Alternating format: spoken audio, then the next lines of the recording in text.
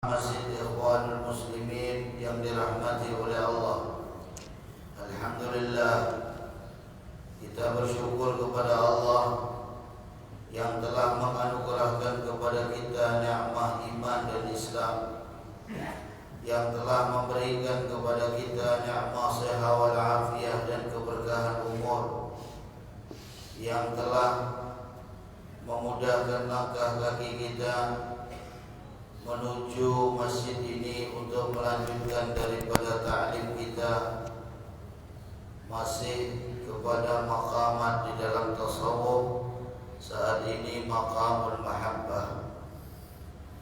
Salawat dan salam kita sampaikan dan kita haturkan kepada junjungan kita Nabi besar Muhammad sallallahu alaihi wasallam, yang mana beliau Rasulullah telah membawa kita dari jalan yang gelap gulita menuju jalan yang terang benderang yang disinari oleh iman wal Islam. Para jemaah sekalian yang dirahmati oleh Allah Subhanahu wa taala,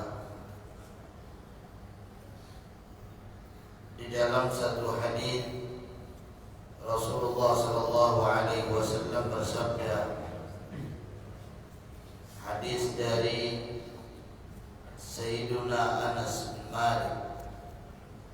Sayyidina Anas bin Malik itu adalah seseorang yang diserahkan ibunya kepada Rasulullah SAW, dan beliau menjadi pembantunya Rasulullah selama 10 tahun, jadi pembantunya Nabi Muhammad.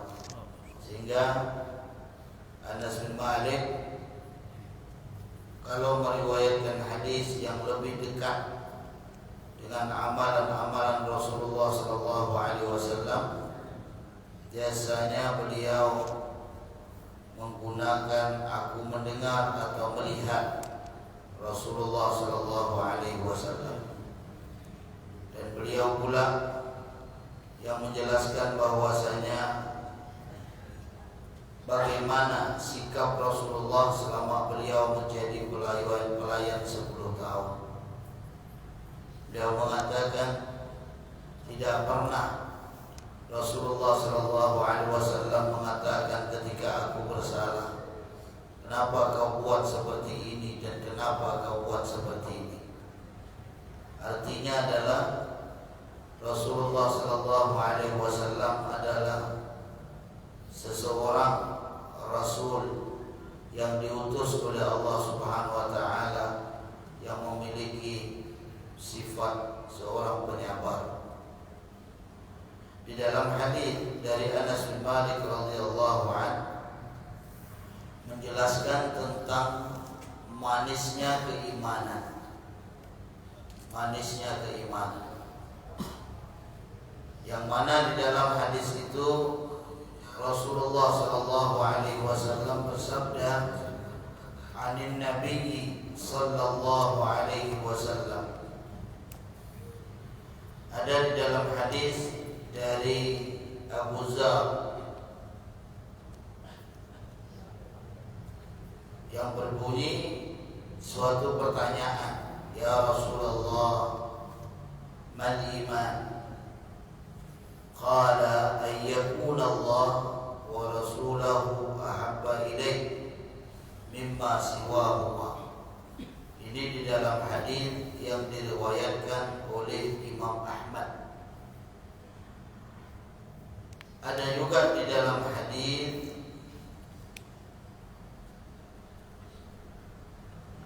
tidak beriman, la yu'minu ahadukum hatta yakuna Allah wa rasulahu ahab ilaihi mimma siwahuma. Ini hadis riwayat Imam Bukhari dan Imam Muslim, hadis dari Anas dengan lafadznya yang berbunyi tentang halawatul iman. Ada juga tambahan hatta akuna ahab ilaihi min ahli wa mali. Jadi berbagai macam di dalam matan dari hadis yang menjelaskan tentang manisnya keimanan itu.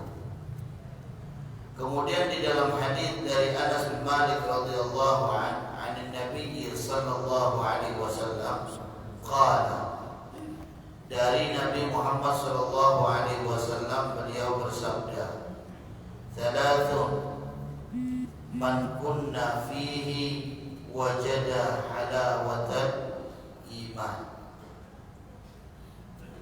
Tiga ini kata Rasulullah, tiga perkara ini jika kalian memilikinya maka akan didapati baginya manisnya iman. Ya.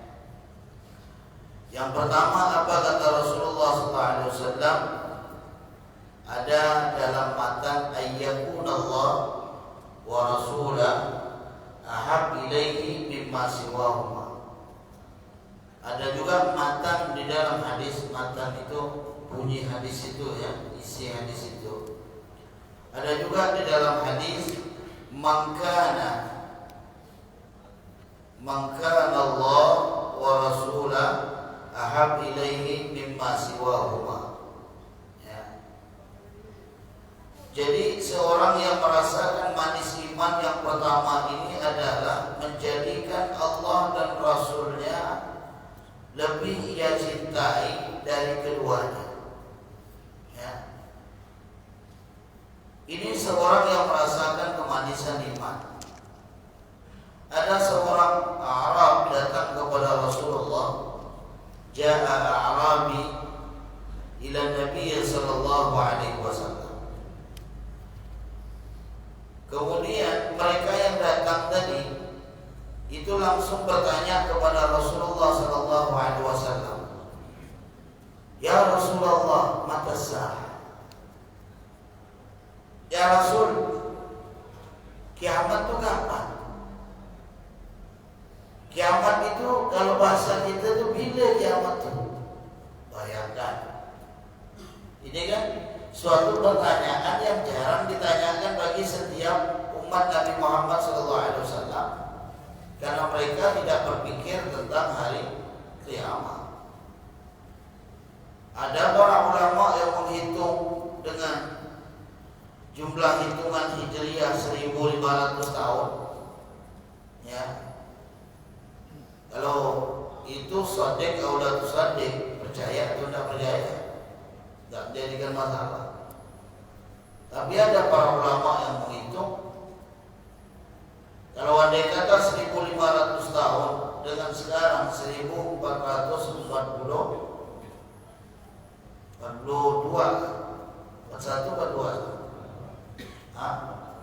42, berarti sisa 58 tahun. 58 tahun. Ya Allah a'lam.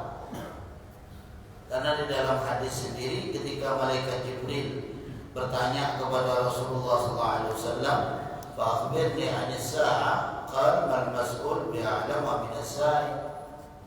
Beritahu saya tentang hari kiamat. Rasulullah menjawab, yang bertanya dengan ditanya sama-sama tak tahu. Itu ada di dalam hadis riwayat Imam Muslim dari Sayyidina Umar bin Khattab radhiyallahu anhu. Ada juga di dalam hadis riwayat Imam Bukhari dari Abu Hurairah radhiyallahu anhu. Ya. Seorang Arab tadi bertanya kepada Rasulullah SAW, kapan hari kiamat?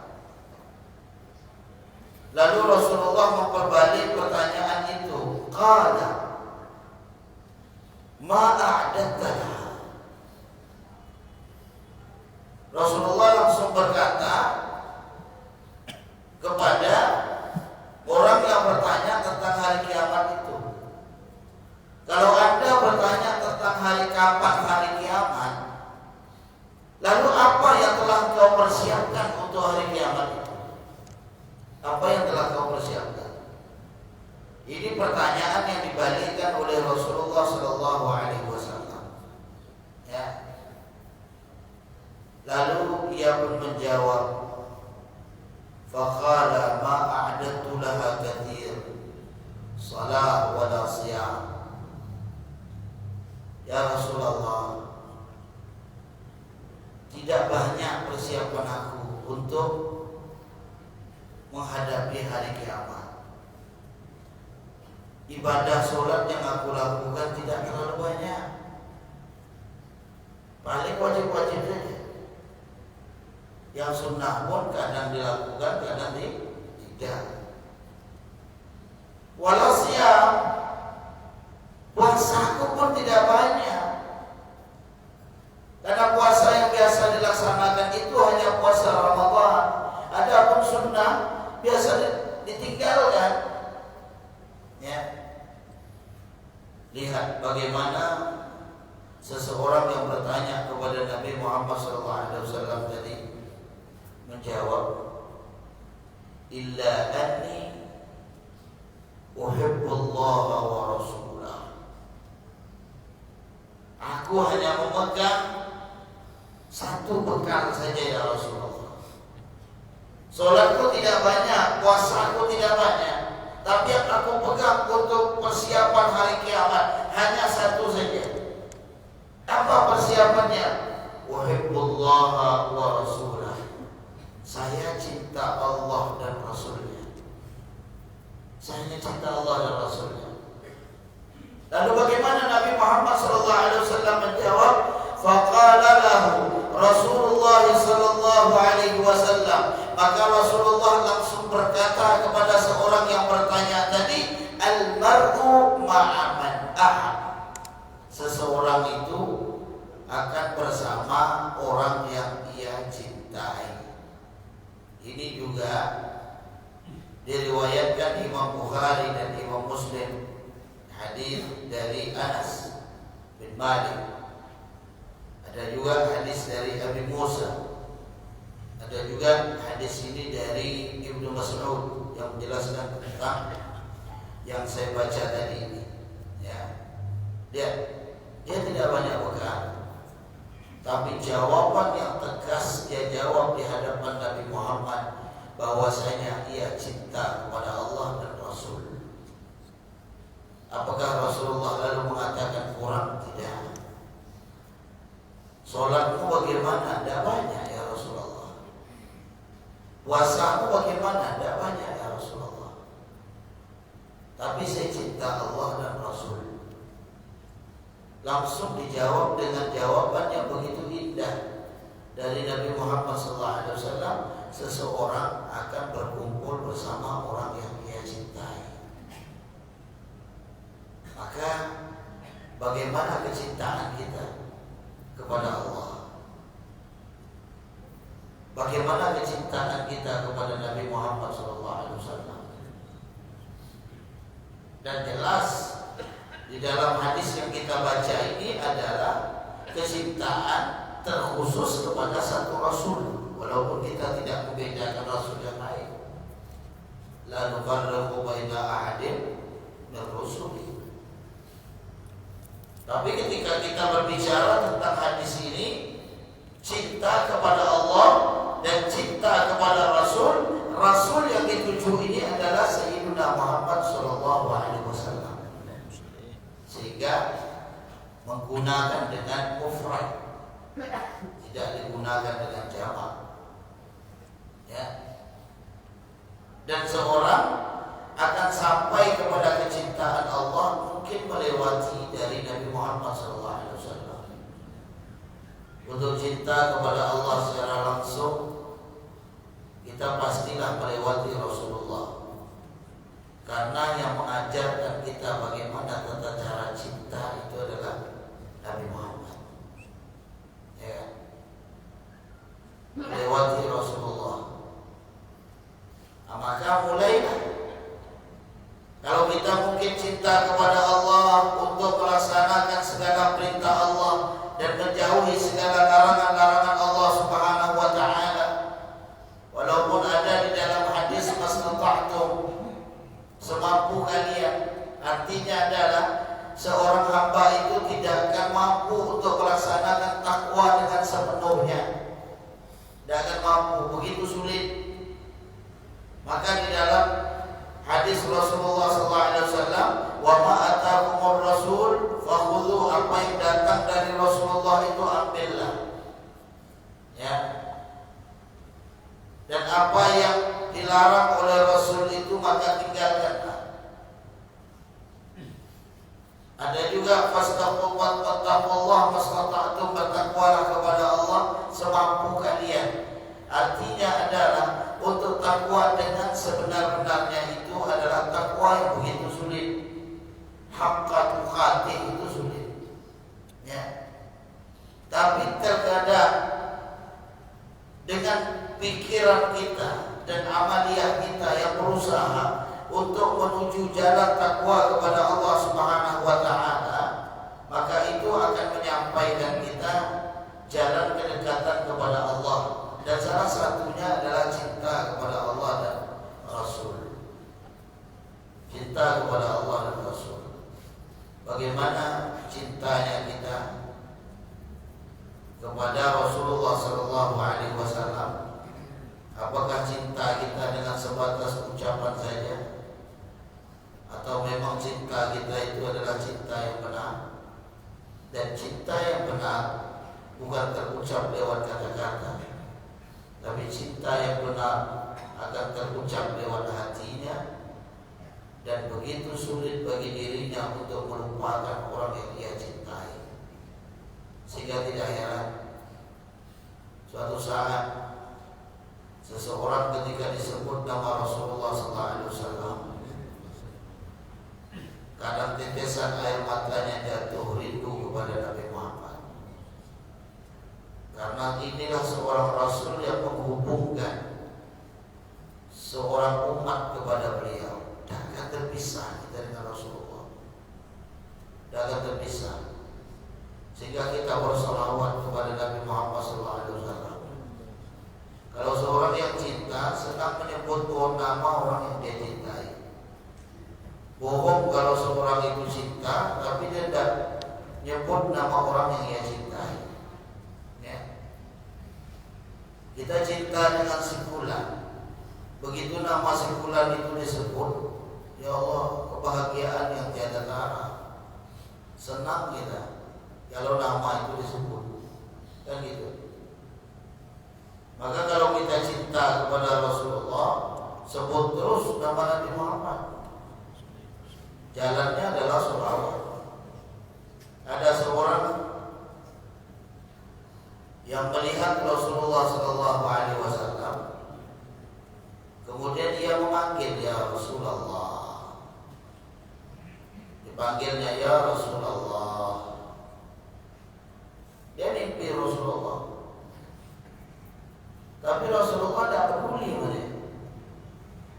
Ya Rasulullah, enggak. Semakin didekatinya Nabi Muhammad, kenapa engkau tidak menoleh kepada saya ya Rasulullah? Saya adalah umat, saya cinta kepada. Lalu di dalam mimpi itu menjawab, engkau memang cinta, tapi sesungguhnya lidah engkau itu jarang untuk bersolawat kepada aku. Jarang untuk bersolawat. Saya baca di dalam kitab At-Tuhfatul Mardiyah Syekh Abdul Majid Ali Al-Adam, di dalamnya mengisahkan tentang seseorang pemuda yang ditemukan oleh Imam Sufyan Ats-Tsauri. Imam Sufyan Ats-Tsauri begitu melaksanakan tawaf di sekitar Ka'bah, menyaksikan ada seorang pemuda yang tawaf. Dia tidak ada membaca doa-doa yang lain kecuali hanya bersolawat kepada Nabi Muhammad. Hanya bersolawat. Diangkatnya kakinya, Allahumma shalli ala sayyidina Muhammad wa ala ali sayyidina Muhammad. Turun lagi, Allahumma shalli ala sayyidina Muhammad wa ala ali sayyidina Muhammad. Turun lagi, sampai 7 kali dia tawaf, diikuti oleh Imam Sufyan Ats-Tsauri. Diikuti. Maka setelah selesai 7 kali dia melaksanakan tawaf, Imam Sufyan Ats-Tsauri bertanya, wahai fulan, pemuda, ya, saya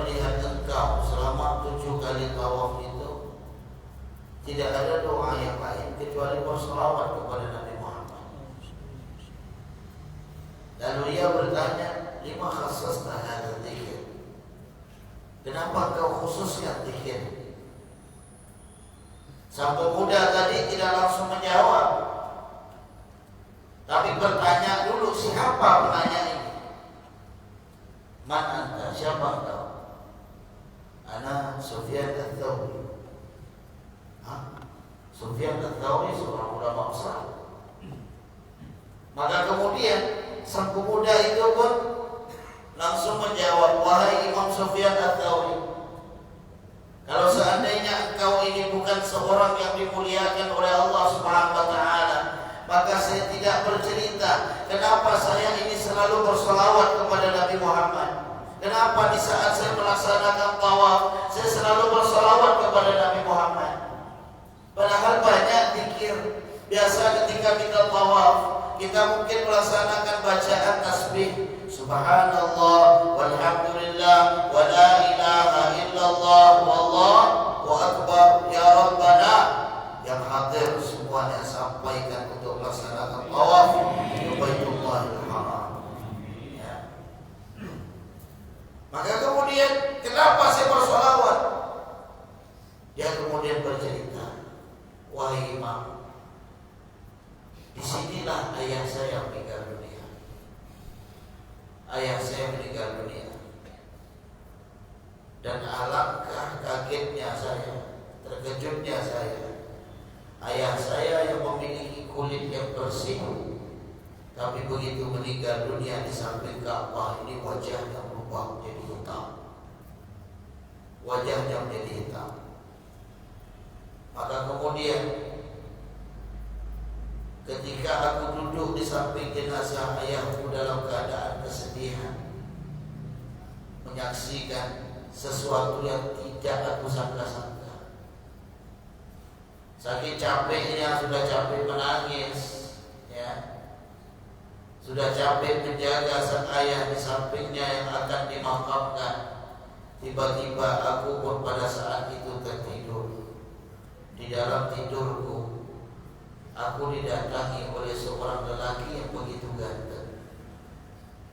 Lelaki yang datang itu langsung mengusap wajah ayahku di dalam tidur.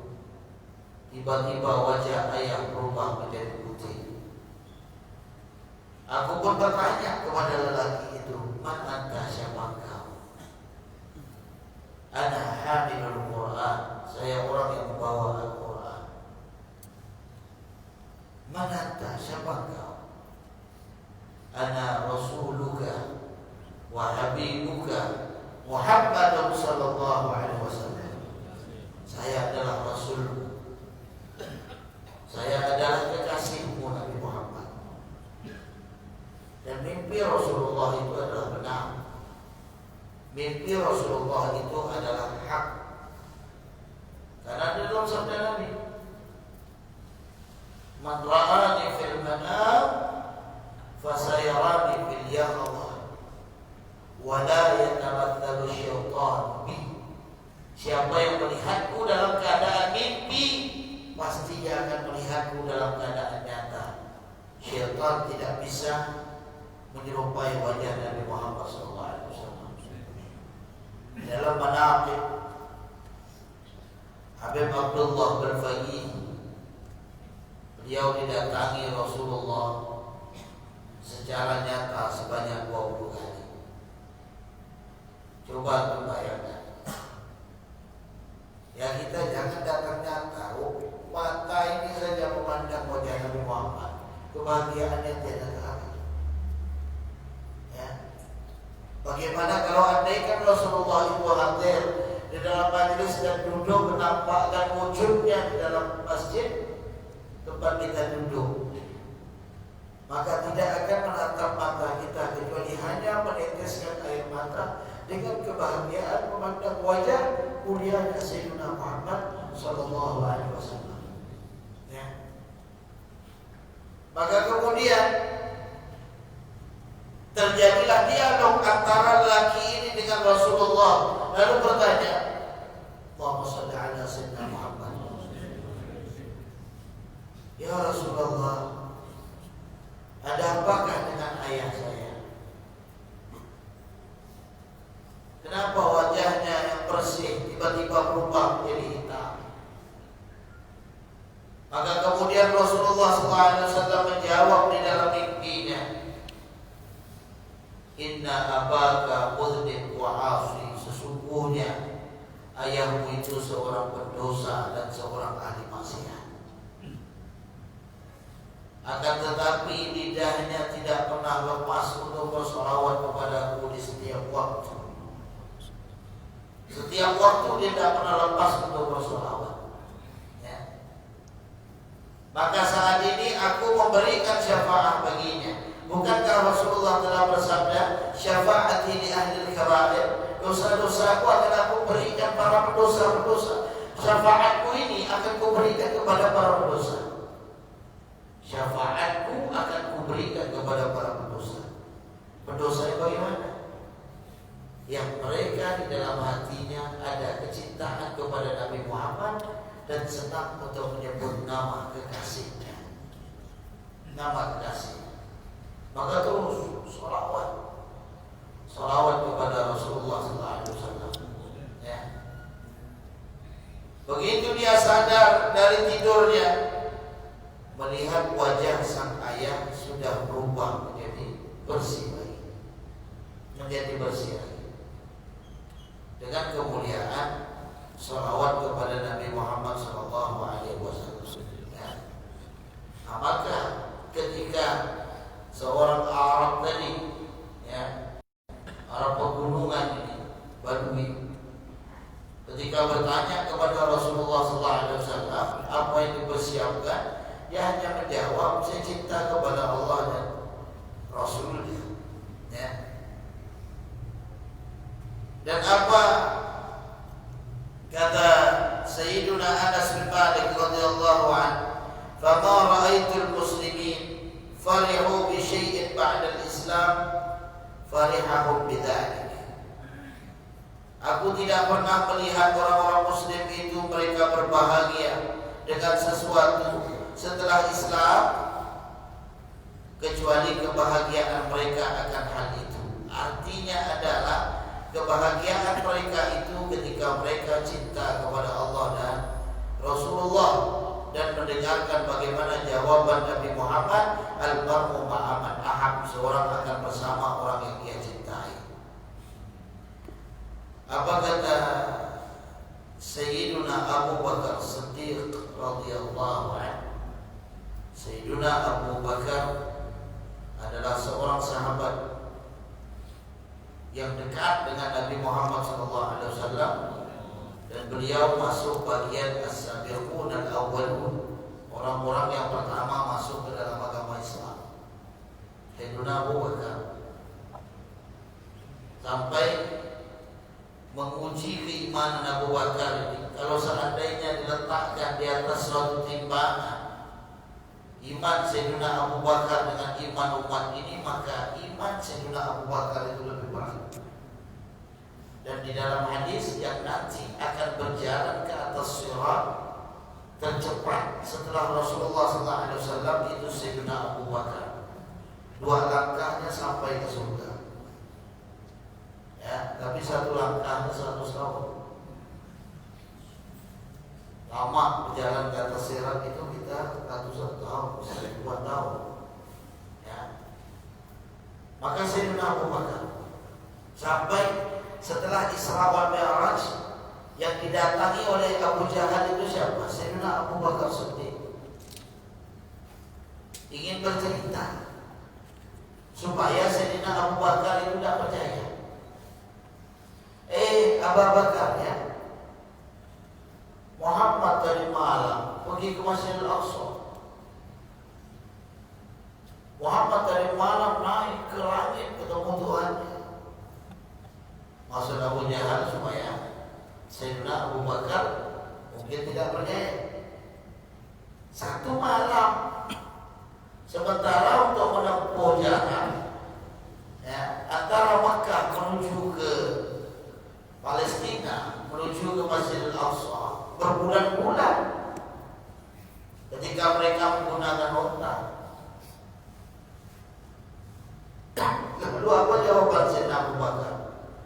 Ya Abu Jahal, andaikan apa yang kau ceritakan itu kepada Nabi Muhammad lebih daripada cerita saat ini, maka aku akan percaya. Kalau kau ceritakan lebih dari ini lagi, aku akan percaya. Kalau itu dari Nabi Muhammad SAW, ya, imannya dan percayanya Sayyidina Abu Bakar.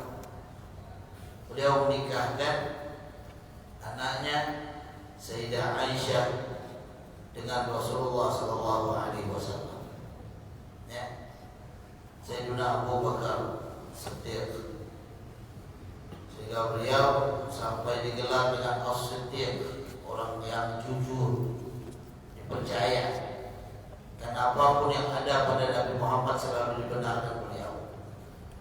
Sehingga dengan gelar itu kadang seseorang tidak tahu siapa namanya Sayyidina Abu Bakar, siapa nama orang tuanya Sayyidina Abu Bakar. Kalau yang lain Sayyidina Umar bin, Uthman bin, Ali bin, Abu Bakar bin Siddiq, bukan nama bapaknya. Nama Sayyidina Abu Bakar itu Abdullah, nama abahnya Abu Quhafa. Jadi namanya Abdullah bin Abi Quhafa. Itu nama Sayyidina Abu Bakar. Ya. Kenapa dinamakan Abu Bakar? Abu itu bahasa Arab bapak. Bakar dari kata pikir. Bapaknya si gadis. Karena beliau menikahkan anak gadisnya dengan Rasulullah SAW. Apa kata Sayyidina Abu Bakar?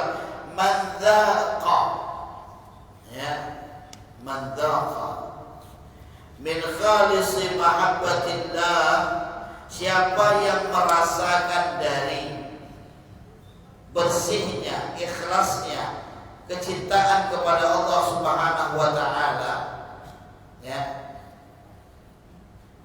syaghalahu dzalika an talabid dunya wa awhashahu an jami'il bashar.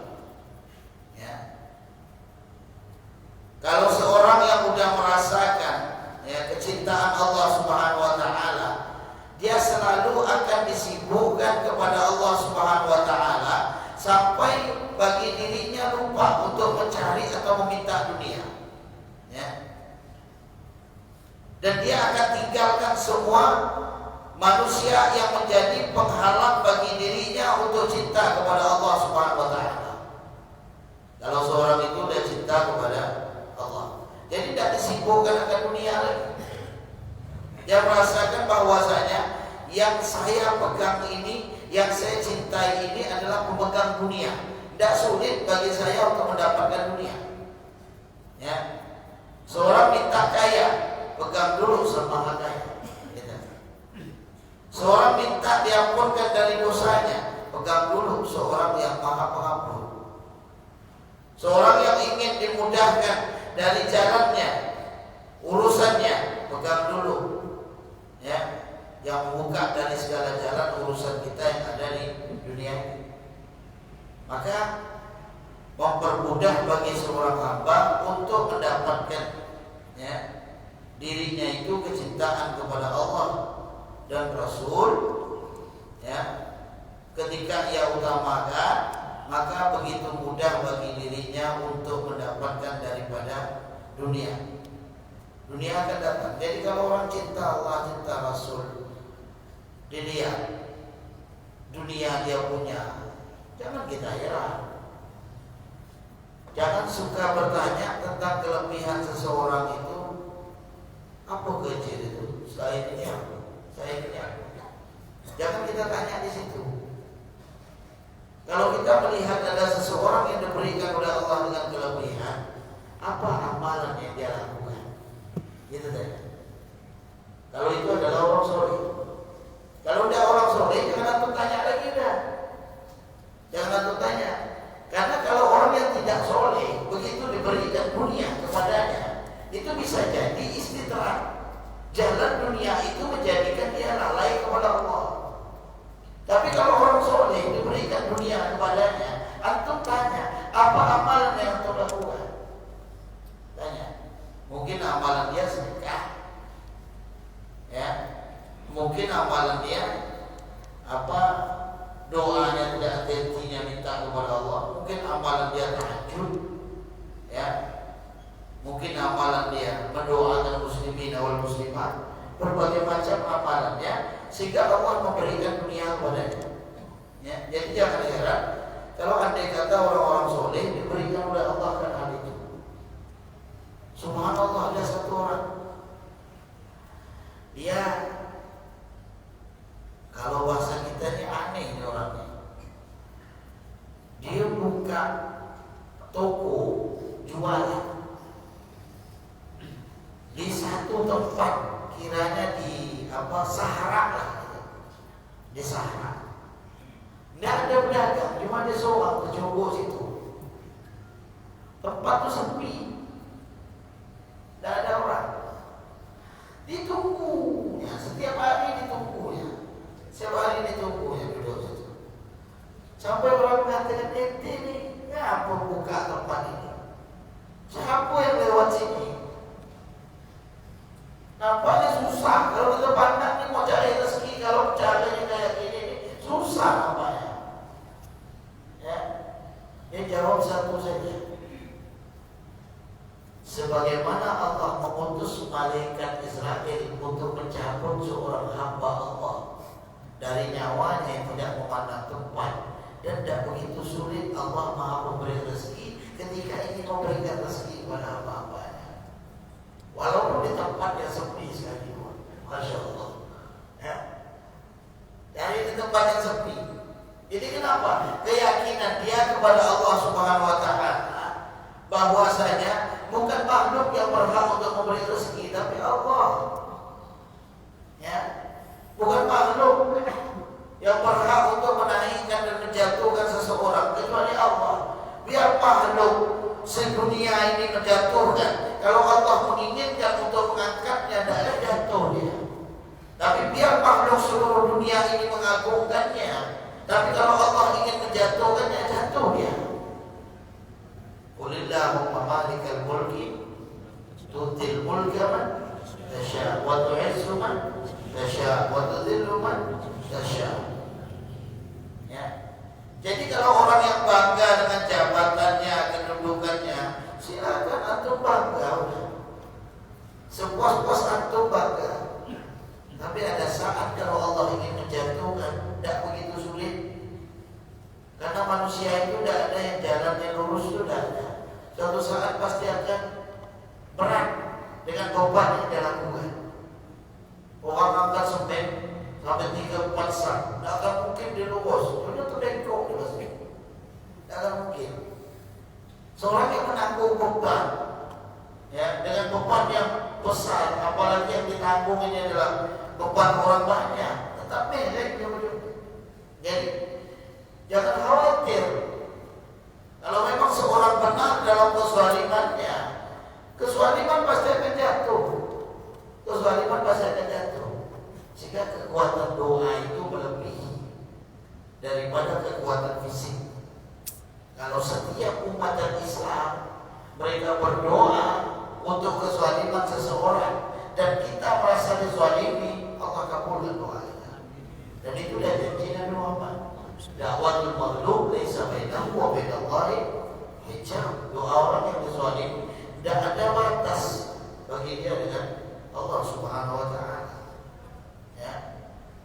Dan jelas beginilah perjalanan yang dikatakan oleh Sayyidina Abu Bakar Siddiq radhiyallahu anhu, bersihkan kecintaan kita kepada Allah dengan kalau kita disibukkan dengan suatu perkara yang menjauhkan cinta kita kepada Allah Subhanahu Wa Taala, maka dunia saja kita dapati, tapi untuk bersama Allah tidak akan kita dapati. Maka dijawab oleh Allah Subhanahu Wa Taala di dalam Al-Quran, "Faman kana yarju liqa'a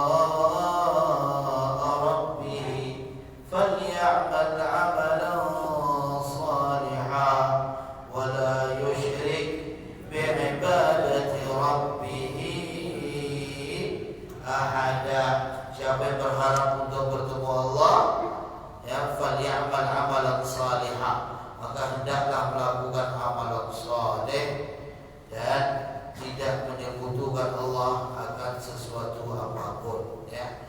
Mudah-mudahan hikmah ini bermanfaat bagi saya, bagi Bapak Ibu sekalian yang dirahmati oleh Allah Subhanahu wa taala. Mudah-mudahan kita berkumpul dalam tempat ini dijadikan hati kita cinta kepada Allah, cinta kepada Rasulullah SAW. Allah menjaga kita, menjaga keluarga kita, menjaga harta kita. Allah jaga para ulama di dalam agama kita, dan mudah-mudahan orang-orang zalim segera dijatuhkan oleh Allah Subhanahu wa taala.